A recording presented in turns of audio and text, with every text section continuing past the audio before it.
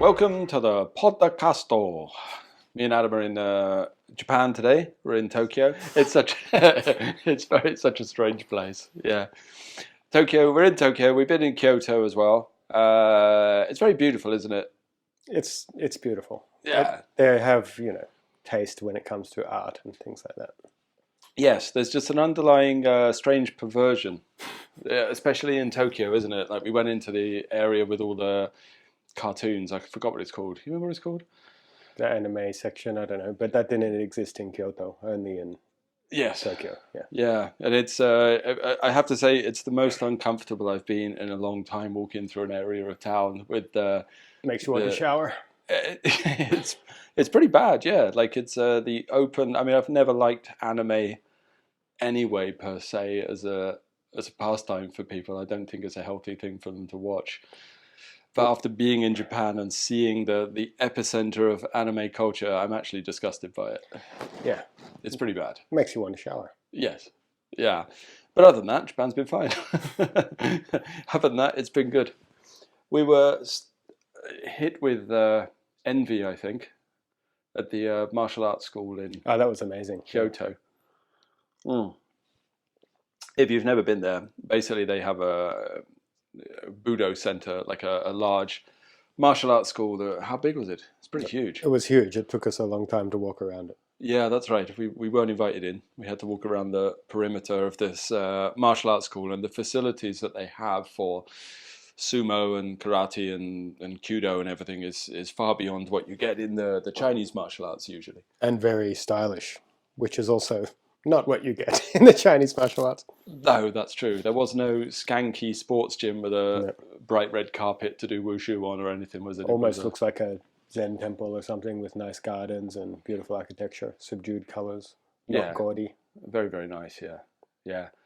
And I was saying to Adam, that one of the hardest things for me, you were always in the Chinese arts, right? Yeah. External Gong Fu, internal Gong Fu, whatever. But coming from the Japanese arts to the Chinese arts, one of the hardest things was the quality of the paraphernalia. You know what I mean? Like the weapon. You went from a katana, highly polished, to the foil Iaido swords, to to the wushu swords and everything. And being in Japan now, first time in many years, has reminded me just how much care they put into the martial arts and all the stuff around it. It's the entire culture is that. Like, we live in Southeast Asia where everything's broken all the time.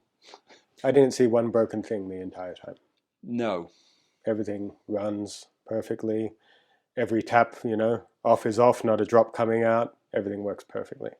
I hated it. Yeah, it's it's not for me, actually. But you have to give it to them for what it is. They definitely care.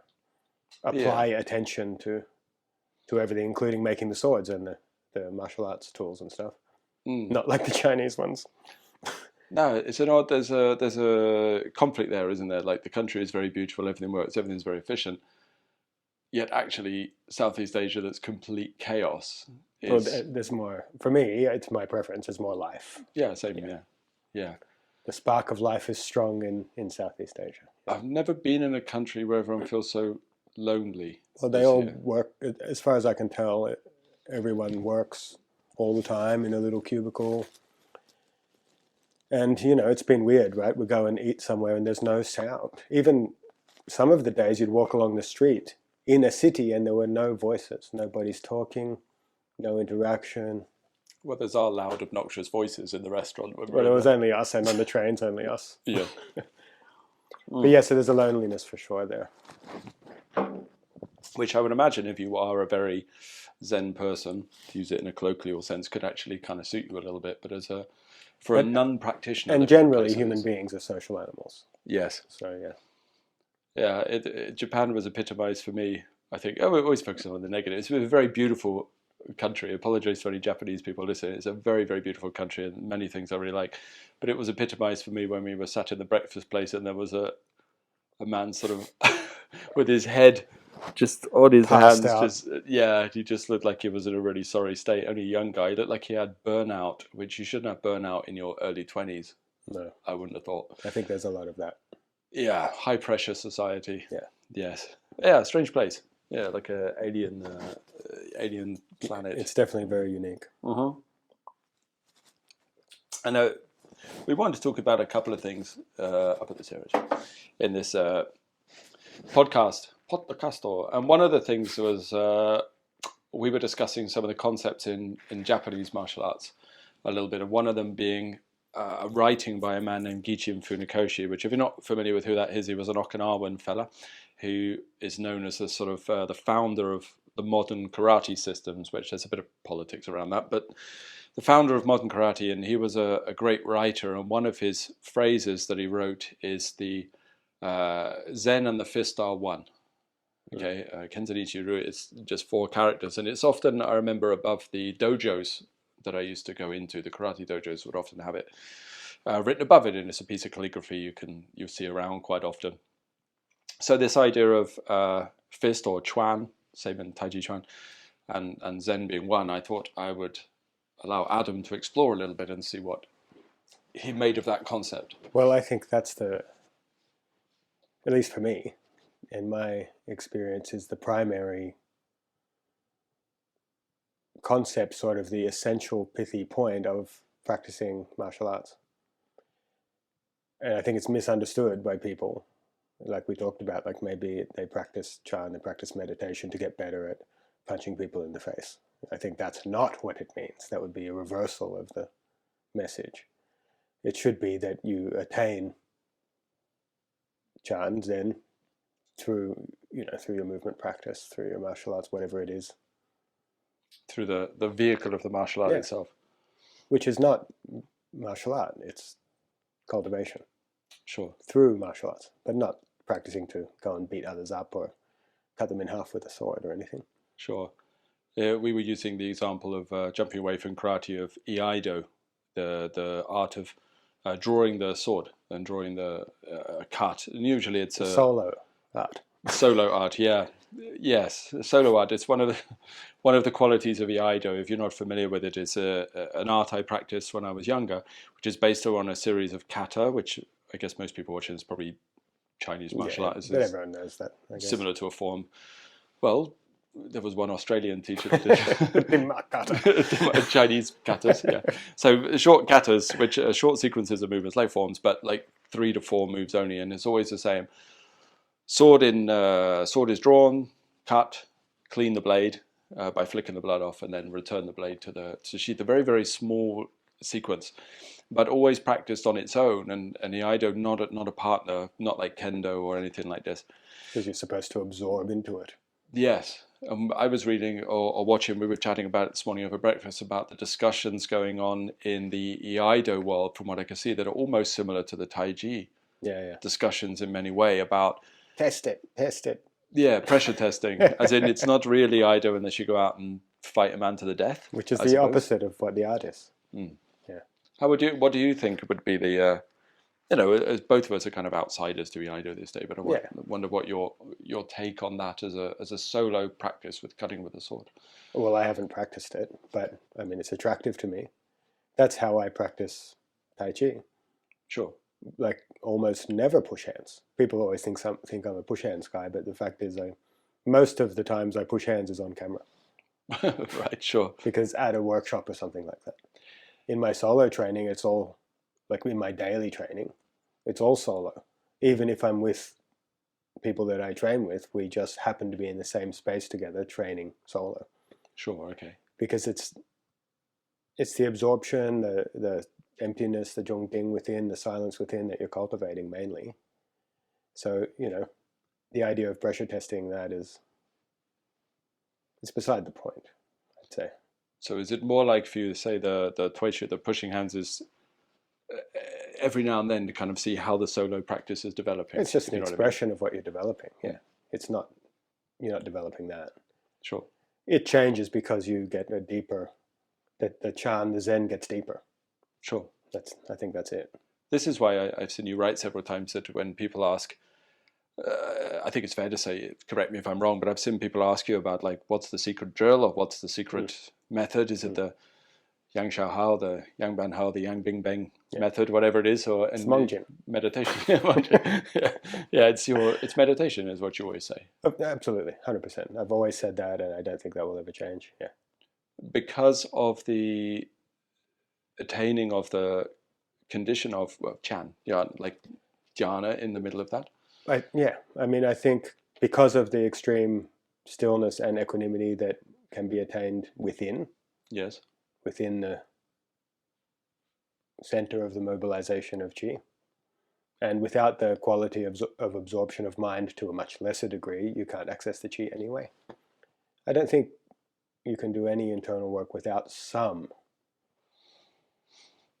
meditative quality. It doesn't have to go as far as what I would call Chan, right? Sure. Yeah. But you need at least some even to access anything beyond the physical or the mind. So you're talking at least a baseline of absorption or high-level stabilized concentration at the minimum? Yeah, minimum is the stable mind that can absorb into the body. Sure. Okay. Minimum. Which is not the Chan, it is one with the fist or whatever. Sure. But it's a start. Okay. But then who can do that without meditation, right? Not many. You can get it without meditation, but it's harder.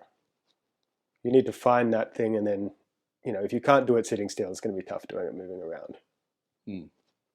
That's where the strength of the Ido comes in, I guess. Simple movement over and over, right? Very, very simple. Yeah. And also very beautiful arcs, or the actual beauty of the cleanness of the cut and everything. It makes it much nicer to absorb into in a way. Which is maybe something I think sometimes people underappreciate, that the quality of the movement itself almost has to be interesting enough for you to absorb into, if you know what I mean. Appealing enough for the absorption to take place. It would definitely help. It's easier to absorb into something beautiful. Right? Yes.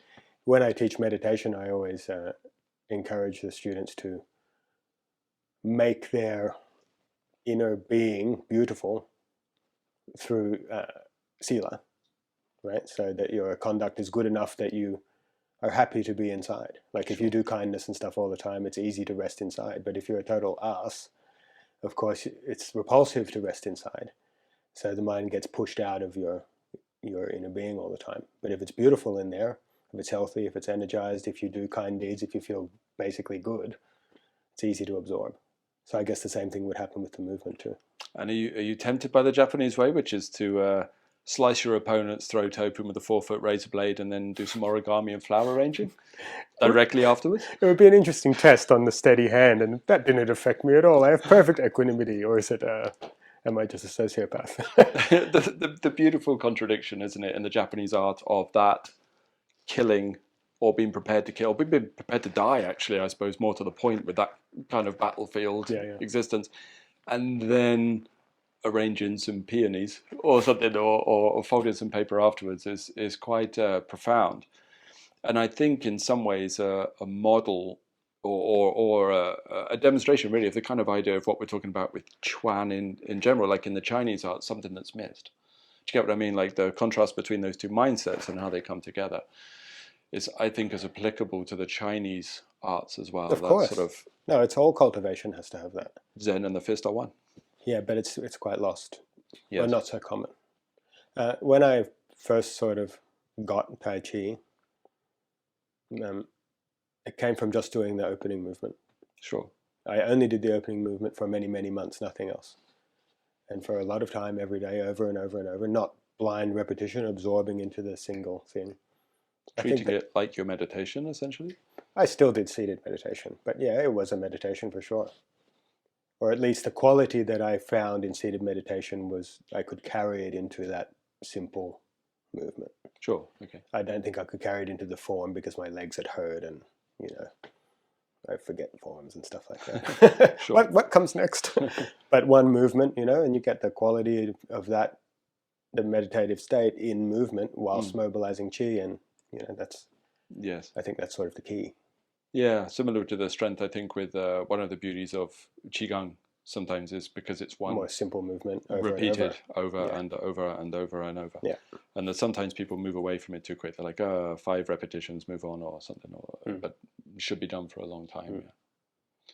See, it's something that I've debated with people before. I'm sure you've seen it yourself, where people will make a distinction between, for example, Taiji or Taiji Chuan, as in Taiji without fist on the end, and Taiji Chuan with a fist on the end. Yeah. As Tai Chi Chuan.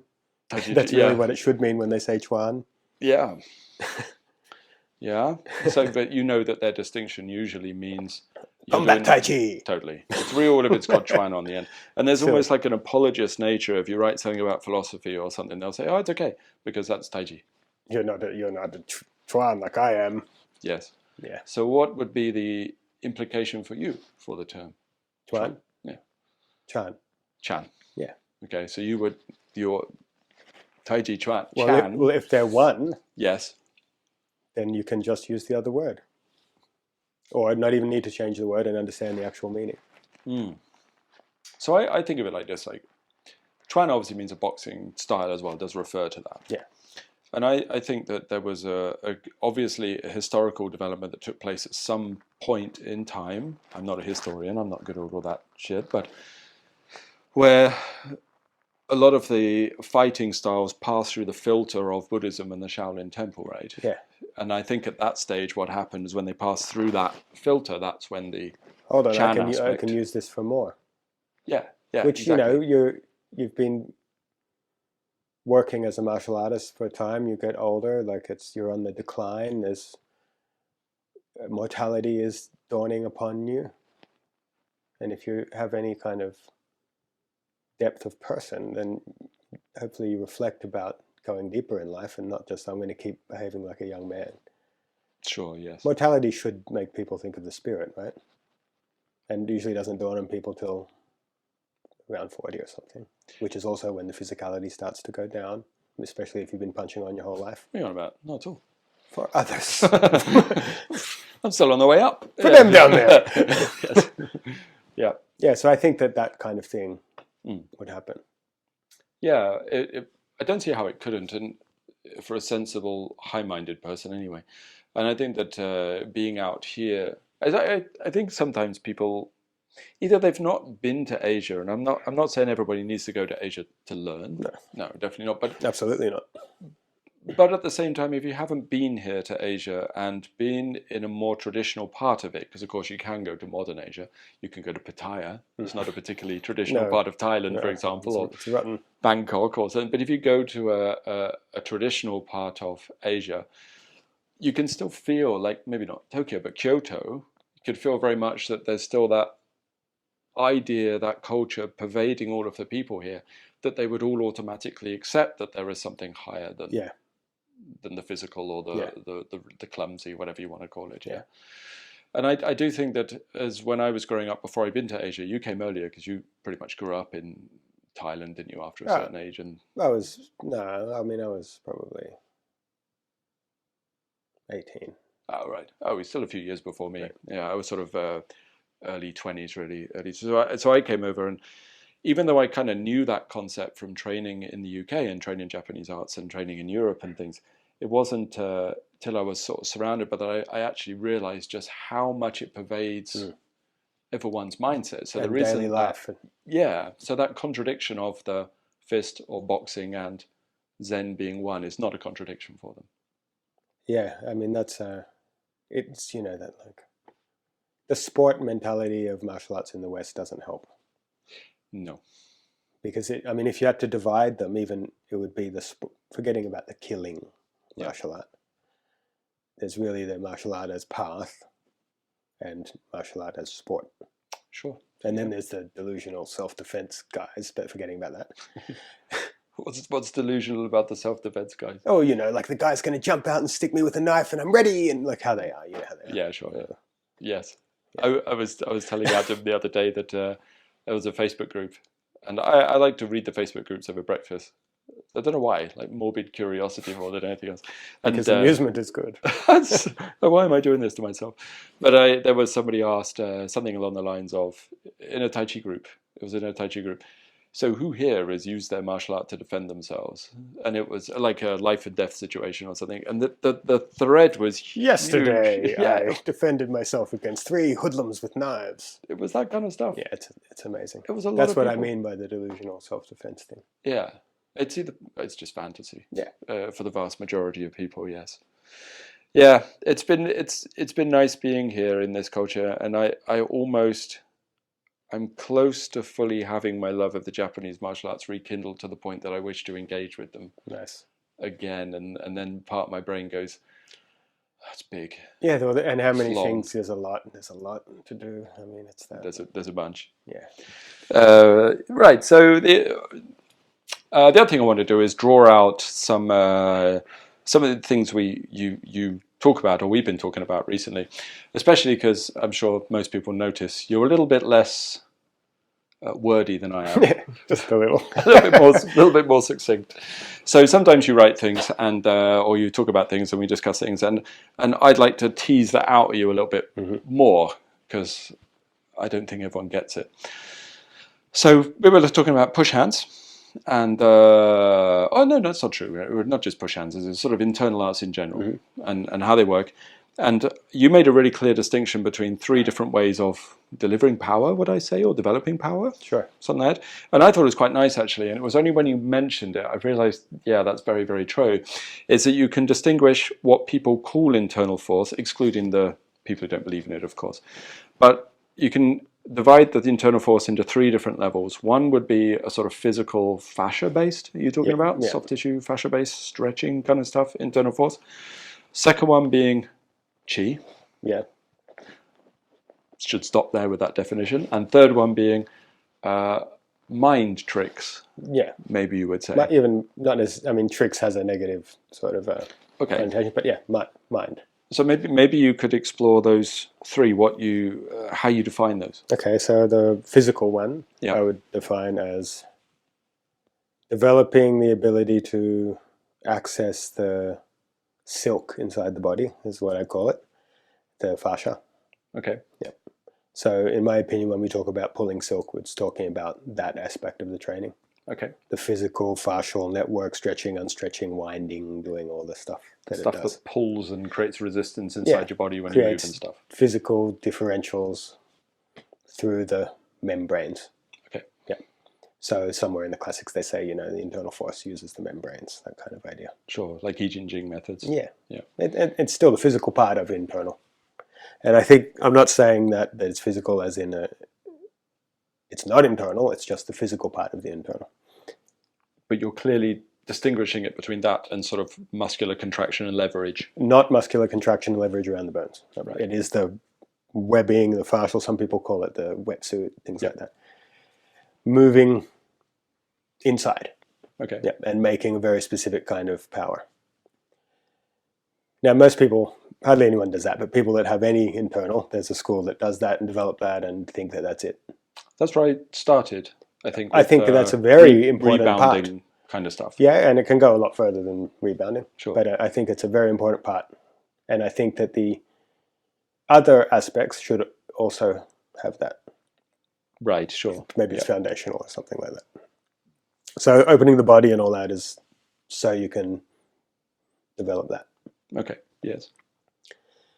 Now that's a big chunk of what we call the internal people that actually can do stuff. So that, yes. A high percentage of if there's this many people think they're doing internal arts and this many that can do something, sure. Right? Yep. Most of them are doing that. Sure, yes. Yeah. And then the next biggest chunk, which is almost everyone else, has developed some kind of mind skill. Right, okay. Yeah. So they can This develop... is the one that's probably hardest for people to understand, I think, when we were chatting about it. Yeah, it's difficult to explain what it is because you need mind skill to perceive it. Go for it. You're on the spot. Do your best. Well, they have some kind of meditative skill. Maybe they don't have the jhanas or chan, but they can make a frequency of mind and use intention and subtle sort of concept to affect the mind energy of themselves and the opponent, right? Partner. Okay. Yes, and it certainly works at a certain strata of resistance. Yes. Yeah. I think that's quite important, isn't it? Within a certain, not even compliance, but a framework where the conditions have to be right between both people. I mean, it would right? be pretty hard to do when somebody's trying to Hit you with a baseball bat. Yeah, very difficult. But the silk, the fascial thing, will work just fine against the guy with the baseball bat. Sure. If you're good enough at it. Yeah, and you can make it tensile enough, strong enough. And it's you don't need to be in like a special. So the mind stuff is maybe similar to what I've seen in some of like, not it's going to sound like I'm being negative, in some of the like the Systema lines that are their empty forcey stuff is that. Yes. And most of the so-called Tai Chi masters that we've seen video of and everything that have like woo-woo skill is that also. Mind tricks based stuff. Yeah. Mind tricks. Stuff. I shouldn't say tricks, but you know what I mean. It's the chi of the mind is how I like to describe it. Yeah, when you're mind energy. When you're captured by it, the feeling of it is like the intent is led. It's like you can almost physically feel your intent being captured, and then your nerves are reacting to what's being done by the other person's intent, right? Yeah, like that. Okay. And maybe their intent is even an empty one of non-intent, but it's still affecting you through the mind nervous system connection. Sure. Definitely. Okay, so let's say the first one is 60% of people that are good, and then that's 30%, and maybe there's 10% of the last category, which is people that actually cultivate chi, the substance. Right. Okay. Yeah. Which is super rare as far as I can tell. And you referred to it as a substance. Yeah. Okay. Yeah. Like it's funny when I first heard about chi, read about chi, got into the arts, it was definitely a substance. Like the sort of beginner's books when you don't really know much about it. Yep. Yeah. And then you gradually get educated, indoctrinated to that. Oh, it's a process. Oh, it's this. Oh, it's that. It's everything else except a substance. It couldn't possibly be a substance. Yeah, Chinese. Otherwise, science would know what it is, and they would have found it. Yes. Right. So you get indoctrinated out of that. Mm-hmm. At least that happened to me for some time, and then I realized much more directly through experience. Oh, yes, it is a substance. So I think it's a substance that is developed and built under certain conditions. Okay. Yeah. And then if you use that for your art, whether it's Qigong or Tai Chi or whatever, that's the sort of third category. So I break it up into these three ways: physical, mental, and proper internal Qi. Yes. And it's hard.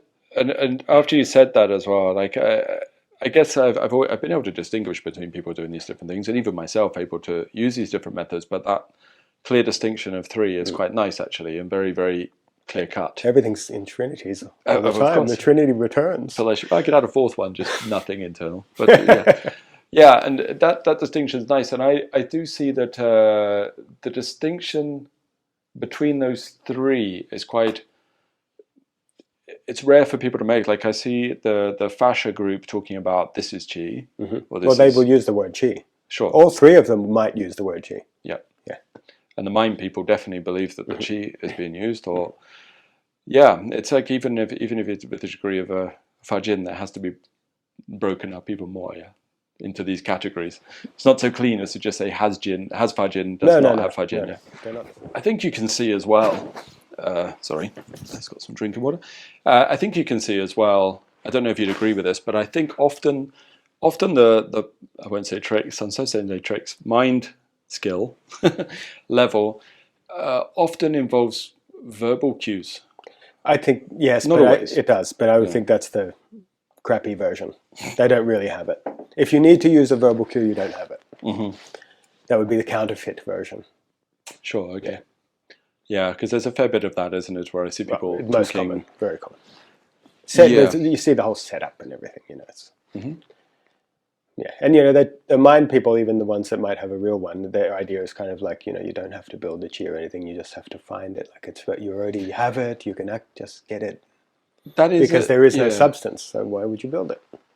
That is a mindset that I think is problematic. Actually, if you have people that are going into an internal art and then they're fascinated in understanding the substance of chi, then you have someone that just says, "Oh, you just have to recognize it," or something like that. Yeah. So obviously, my heart is with the building chi. That's a large part of what I do, Neigong and everything as well. But maybe do you have some ideas you could share on what is the benefit of the chi method as opposed to the mind level or the fascia connection level? Okay. As in, why would you accumulate large volumes of chi? Because that's what everyone always asks. It's a question I never asked. It was like, this is what the art should do. So It's I did way it. more cool. Oh, yeah. Well, I think that what is real is chi and consciousness. Okay. And what is not real is matter, body, and mind. And you're meaning, in this context, real for the art, the real method, what it's based upon? I mean... You mean literally the yes. reality of? Yes. Right, okay. Yeah. But it would, of course, also for the art. Go on then, explore that for us. Explain that deeper. Well, that which lasts... You can't be so succinct, Adam. That which lasts is real. That which doesn't last or is ever-changing and sort of in flux is not real. Okay, sure. That which is worth cultivating for something beyond this life cycle versus that which isn't. Okay, sure. That's so. That which is real goes beyond death. That which isn't real doesn't go beyond death. But then the contradiction to that is that if the body is not built to a certain extent, the physical, then you have to use it. I mean, you have to use your mind too. They're the tools. They're not the substances. It's that idea that you can't move beyond something until it's ready to be moved beyond. It's like skip the body. Yeah. No, you can't, and you have to use it all the time anyway. And one that's dysfunctional and not healthy won't build chi, and neither will a mind that's not still. So the people, I mean, to build chi is about mind and body interacting, right? That's how you build chi in a very specific way. So if you just interact mechanically, it doesn't work. But we talk about absorbing into the body and stuff like that. Yes. So even though I'm saying mind and see, it's really consciousness absorbing into the body, not mind, not thought, not idea. The very act of thought or idea, to me, that takes you out, pulls you out. You can't absorb into it. That's right. Yeah, the conversation we were having the other day about like what is inside and what is outside, and even if you're locating your mind, if the location of your mind is inside as far as you're aware, that's where you're localizing it, but you still have a thought frame or something that's still outside. It's like your awareness is in the thought frame rather than inside the body, right? That's the problem with wrong E. Wrong E. Yeah, like intending.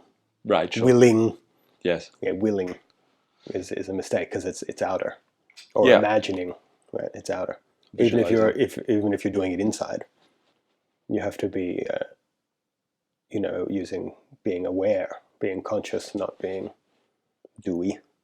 And that's a massive distinction for building chi. So obviously, a lot of people will defend, unless you disagree with that. Like no, I think that's well, you can't build if you're doing that. Sure. The doer. So this is where Cetana is the word I use, a Pali word. What's the word? Sorry? It's the doer. Okay. Cetana, doer. It's the willer, the doer. It's really what the ego really is. Right. Okay. Yeah.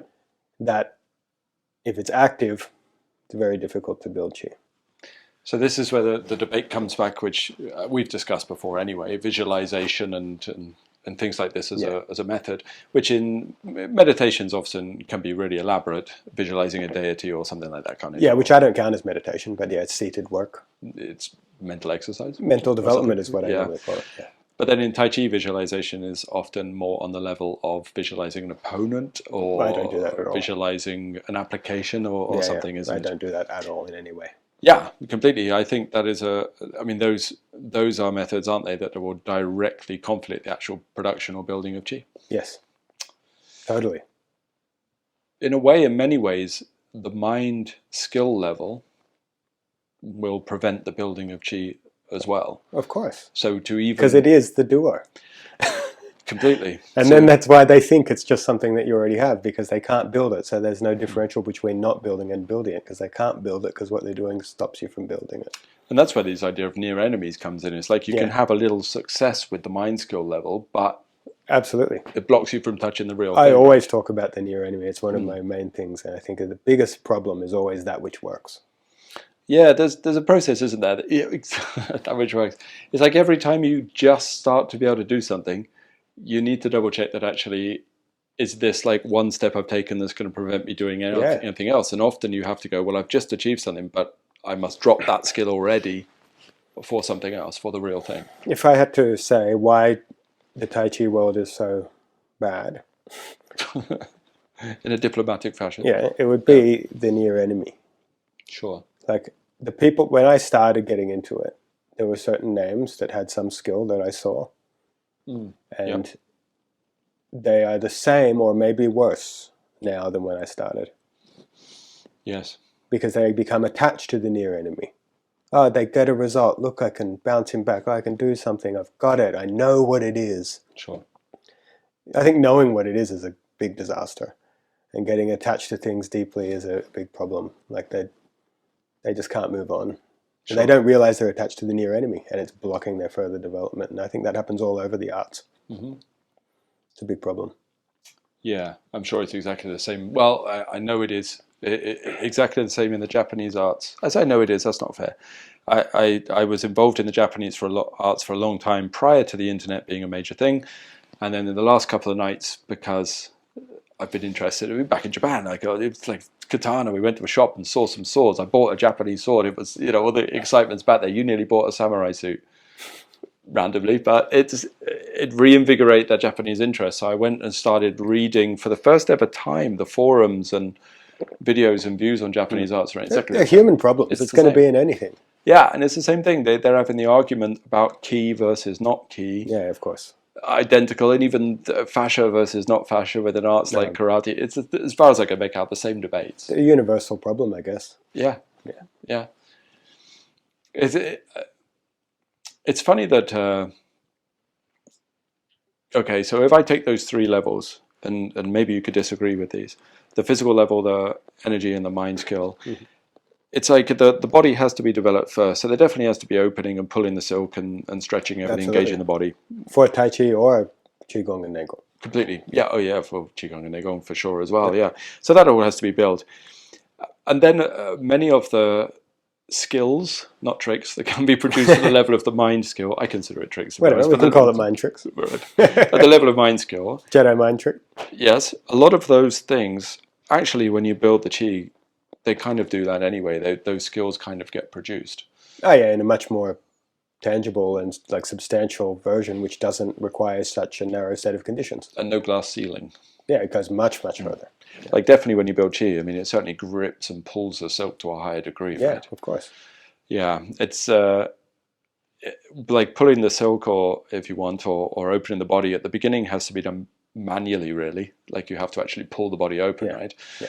But then once the Qi builds to a certain level, not the same, right? You just release and the Qi builds all the mechanism pulling for you. Well, that's really what proper internal is, the Qi doing the work, right? Yes. At least that's how I define it. How long do you think it takes then for majority of people? I can't answer that. I don't believe in any equality among beings. Like, I mean, people are not the same. Yeah. Never. Quickly. 2 years. 10 years. I mean, no. In the past, I'd have disagreed with you on the never, but I've been... No, there's plenty of nevers. I've been disproved on that. Some people will struggle, yeah. I think the causative factor for the ones that I've found that can't even step into the door of building the Qi is simply that they can't switch off the thought forms. They can't. So they can place their mind into a location, but there's something that prevents them from just shutting up in their head. It just can't happen. No shamatha. Yeah, completely. No calm, yeah. It's the same people that complain about everything. That's what I've noticed. Well, they're just always stimulated by the outer. So I've had people come to the school, and it'll be, I don't want to say just the Bali school that I'm running, or pointing out here, like that's Tokyo, totally different place. Couldn't run a school here, couldn't afford it. But Bali or somewhere like that, or in the Swedish school or the European school. And it's almost always the same people that come in and they're like, oh, weather's not very nice, or the door's rusty, or whatever. Do you know what I mean? Like, it's a weird example, but just the constant complaints, or it's a bit cramped in here, or and they're picking minor things. Are the same people I find who can't even build a Qi. Right. And I think there's a justice there. I mean, if I had to say what it was off the top of my head, I'd say it's neurotics. Karen can't build chi. No. Yeah. It's always, stop being so neurotic. Just stop. That's the first thing, is stop being neurotic. And neurosis is epidemic. I mean, it's everywhere. Sure. So there's a lot of people that can't. It ultimately doesn't mean they can never, but at least in their current formation, they're going to have real trouble. So that comes back to body matters, mind matters too. You have to correct the mind and body. That's the sort of preliminary work, right? Which takes years, I guess. So years. Yeah. Filling with chi is not a particularly fast process. No. Even once you've got the foot in the door, it's quite a tricky thing. Well, let's say it takes a couple of years to get your body right. Yep. I mean, it's different if you're young and you're not hurt, but if you've had a life and stuff. Yes. And, you know, most people these days, everyone like all hunched over the phone and stuff, that's going to be a whole other problem. And then you've got no attention span because you always watch social media and... Anime. Yeah. Well, then you have no jing either. Yeah. I'm disgusted. So you're screwed, basically. Yeah. So it takes years just to correct your normal being, right? To correct the mind and body, to make it even okay, to start trying to practice. And then you have to learn how to access the chi once you've got the tools. So building the tools is years. Yes. Learn how to access it. And it doesn't take that long if you have the tools, honestly. But then from then the time begins, and it takes a long time. Yeah. And then when do you say there is some? I mean, it's endless as far as I can tell. So yeah, it's a long time. I guess my definition when there's some is when it starts to grip everything. Right. Like when it is dense enough to interact with the physical body to a certain extent. That would be the start of it. I don't know if you would view it the same, but yeah, I mean, why not? That's as good as any other. I think it's because you have some kind of physical feedback, and if you don't have that feedback, well, I would say, I would say it's when there's. I would just say, show me. Right. Okay. When you can show me, then you have some. Yeah. Sure. Yeah. Yeah. Not just a perception in your own mind. In other words, something tangible, which means physical. So if the building of the chi really is the key, this is where it almost becomes difficult then to ascertain exactly what the causative exercise is that builds the chi, right? I don't think that's one particular exercise. It's the quality exactly of your consciousness and body interaction. Yeah, so it was something I realized that Jamjong doesn't build chi, but form doesn't build chi. But if your absorption is good, then Jamjong builds chi and form builds chi. Yeah, exactly that. Although absorbing into Jamjong is definitely easier than the form because you're not moving. I mean, the way I teach it, the standard, at least for quite a long time, they build chi doing the standing. Right, okay. Yeah. Same process. I mean, good luck doing it moving if you can't do it standing. Very, very difficult. So you can I see also an exact correlation with people that don't think standing's extremely important. They have no chi development. Yes. I mean, there's no chance. Maybe if you're super gifted or something, it could happen. Yes. Or, I guess it could happen, but I haven't seen it happen. Or sometimes the other way that something like Jamjong or standing or Dingsha is turned into such, it's like it's gone down a weird route. So it's all now about very, very exact alignments, like tiny little adjustments for the sake of it. And I've seen people turning Jamjong into like, rulers up on your back. I've seen people doing and protractors to get the angles right. And I sometimes think actually that your posture can be slightly off, but if your absorption is really good, that's true. Still produce the chi, right? Definitely. Yeah. Yeah, definitely. 100%. But for Tai Chi, the structure and stuff is a bit more important. So you become deeply song, not so the structure makes power. That's a massive misunderstanding, right? Yes. The structure is important so you can release deeply. And if the flesh is released, it's easier for the consciousness to absorb in. It's very difficult to absorb into flesh that's kind of in a seizure all the time. Yeah, like the layers are all bound up, right? Yeah, right. You can't. Like that's when you injure yourself and it's all swollen. Like you can't get your mind in there. It's a dull feeling. Yeah. When it gets all open from some massage and stuff and the mind can get in, that you can absorb. Yeah, sure. So I think the song's extremely important. And it brings you back to that idea of the chi being an actual substance, because you can't get in. Totally. If it's not a substance, you don't need the space for it to form into anyway, right? That's it to build up. That's why I always say song and ting, because it's open and then you can absorb the consciousness in, the knowing in, and that's what builds it. Those two. So I thought song and ting, particularly if you're not familiar, the release process essentially, and listening, Yeah, which I you don't could, like the word listening, but yeah. well, you could define it as Ting as stabilization of awareness into an object or into the body, right? Yeah. I think they choose the word listening because it's a passive sense faculty as opposed to looking, right? Right. Because you wouldn't say smelling, you wouldn't say tasting. Feeling is a deceptive one sometimes. I mean, it's closer, but it's way more dangerous. Listening is quite a good one. Yeah. It's not many times you put your mind aside and you hear auditory hallucinations or something. That would normally you need a trip to a certain hospital. But visual stuff is easy to accidentally be produced, right? Like you look Yeah, inside. and I think the thing with listening is it's like, oh, what did you say? Right, okay, yeah. There's a carefulness. You have to pay attention to hear something.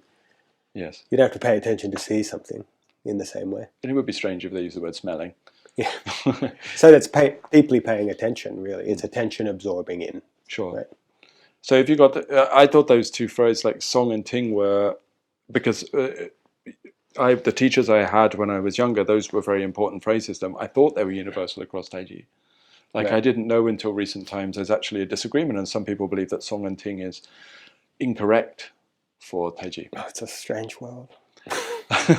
there's a movement towards it. There's a whole movement towards it. I can understand the movement in Tai Chi of there not being Chi. I understand it. I get it. Yeah, if you haven't experienced it, it seems pretty out there. Yeah, I don't agree, but I understand. But the lack of release and absorption, I don't understand where that mindset comes from, because that's the basis of Tai Chi. It's the base of the art, yeah. Yes.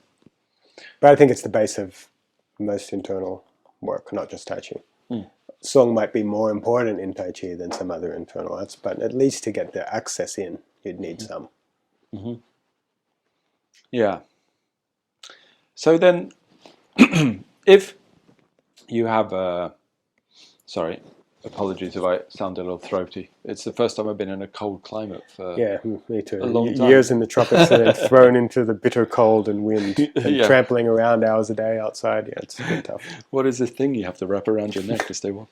Yeah, it's so with the sort of back to that thing of this idea of the fist and channel one, really, or Zena one, as they would say, brings us into this idea of the song and the ting, the stabilization of the mind into a body that's released and open enough to receive it. This would then bring us to a state that is akin to or closer to a meditative state. And then I wonder, it'd be interesting maybe for people to hear your perspective of how that connects to this idea of what Tai Chi is. You know, like some people would understand what Tai Chi as I don't want to say a philosophical concept, an embodied, manifest philosophical concept. Right. How is this related, in your opinion, to Chan, Zen, stillness, meditation? Well, I think, people usually talk about Tai Chi as yin and yang, or yin yang. I think Tai Chi is within Wuji and potential for yin yang. Sure. Okay. Yep. And I don't know, like, the cosmology or whatever. That's okay. But yeah, something like that. Yes. That's my experience of what it is. So within the emptiness of absorption, there's the potential for yin yang. So to me, what Zhongding is that... Zhongding meaning a centralized equilibrium, by the way. Yeah. For people so the saint, the quality of the saint, I often call it, which is that empty, pure stillness inside, maintained, while the chi mobilizes around. Sure. Okay. And yes. Yeah. And the chi mobilizing around creates the yin yang chi differentials, and all at the same time as always maintaining Zhongding. I think that's what Tai Chi is. Sure. Yeah. Okay. Which is very difficult to do. Yes. It's an understatement. It's very, very difficult. It's very difficult. I think it's one of the hardest things, maybe not the hardest things you can do energetically, but definitely one of the hardest things you can do at the level of your mind that is manifest on the level of the body. Right. It's definitely not easy. It's very, very tricky. Yeah, very, very hard. Even the small glimpses I've had of periods of Tai Chi, if you know what I mean, are so difficult to stabilize or to sustain under full pressure, or... I mean, even not under, just to sustain. Yeah. Yeah. Especially when moving. Yeah. Especially when moving. Yeah, it's a big deal. I can see at that stage how Tai Chi and meditation or come together. Well, like, you are in absorption. Yes. that becomes the object of absorption. You're absorbed into Tai Chi, and then you embody it. I guess that's what it is. So how could you do that without meditation? How could you do it without? I don't. I mean, even more basic. I don't even understand. I don't understand how people manage Tai Chi without standing. To be honest. Yeah, well, like static work first, and not even particularly just meditation, but static works first. But I know that some, like even the Huang lineage, like people are saying these days. When I studied with Jian Qing and then Huang Xinshan style, it was static practices were in it. And I only found out later with people that I guess are closer to the source, I suppose, that Huang Xinshan didn't have, supposedly, reportedly said, don't do any standing. Yeah, I've heard that too. But the first standing set that I teach in my system is from Huang. Yes. And according to that particular line, the people who taught me it was Huang's standing that I was learning. Yeah. Yes. And so in the end, he stopped doing it. Is that what it was? Was it sort of developmental stages within his teachings? That's my understanding from people that were there. Right. Okay. Right. So in the end, he stopped. But you move beyond things. Yes. Brings us back to that thing we were talking about before about like the teachers teaching where they're at rather than where people need to be, and I don't really understand why that happens. It's a problem, but I don't know why they do it, but it seems to be how they do it. If I went to my teacher and he just got me to do what he was, just let me do way on earth. That's going to help a lot. I wouldn't be able to do, would not be able to do what he's doing. I have to do many, many things to even come close to understanding what he's doing. Yeah, and I think, in my opinion, the characteristic of a good teacher is that they show you how they got there. Yeah, okay. And maybe they adjust it because they made errors along the way, sure. But it's not just, this is what I'm doing now. And the characteristic of a good student is they want that. And the characteristic of an immature student is they're like, but what are you doing? Yeah, sure. That's not how you do it. And often leads to the paranoia of people thinking that you're holding something back or something like that. Which is the opposite. If you want them to not learn, you tell them what you're doing. Yeah, They'll never get anything, right? If you want them to get good, you show the steps, the ladder to climb up. So I think for whatever reason, cultural maybe, it's really common that they just try to tell people what they're doing. Yeah. Yeah. It's like Schwarzenegger, like be vegetarian. It's like you built your whole life on eating like 2 chickens per meal, Schwarzenegger. Schwarzenegger's vegetarian? Well, probably not. I'm sure it's a lie, but that's the sort of what he says. Right, okay, like vegan athlete, but was already a meat eater for 20 years or something. It's right, okay. It's a load. Yeah, sure. So, don't stand. I stood for 30 years. I got my skill, and now I say, don't stand anymore. Yeah, totally. Don't do external arts because it will clash with internal arts, and you often find out they did external arts for 20 years before they already, the body was developed. Yeah. Well, I think we'll leave it there. It's quite a good clarification on those points. I just wanted to pull those things out of you, that conversations we've been having, because I think they're interesting to people. I also know that no criticism of you, Adam, but you say these things in your writings anyway, but they're very pithy, and I'd like to even when the camera's on, it's a bit hard to get it out. When we're hanging out and chatting, it's a bit easier. But sure, because I see people write responses under your writings, which are very useful writings. It's very helpful to the Tai Chi world, I think, and they don't understand. I'm sorry, but often they don't understand. They've misunderstood what you're writing. It's so direct and clear. How could it be any more clear? Yes. It's like I think for these kind of subjects in these arts, there has to be a certain degree of understanding before, like, the comprehension has to be at a certain level. You know what I think it is? It's the person that sees the rusty hinge on the door that you described. Yep. And like the busy mind wants so much. Yeah, okay. Yeah. Yes. But when you're a bit more still and you just, the essential point, boom, okay, got it. And I tell you what culture would help with that. Japanese, I have to say, after being here for a week, true. It's a very, like obviously Zen and minimalism, like this is definitely not my podcast studio, is it? No. Like minimalist and everything. And one thing I've come to understand after being here, even for this short week, is how it's like, it brings people to the point, isn't it? And it's made me realize how much trimmings that I enjoy, like, because we go to a restaurant and it has what you need. It has the food, it has the chair, it has the table. It just doesn't have what you don't need, which is atmosphere. So that's Atmosphere is a sin. That's Zen, and that's Japan, as far as I can make it's so out. true. Well, thank you very much.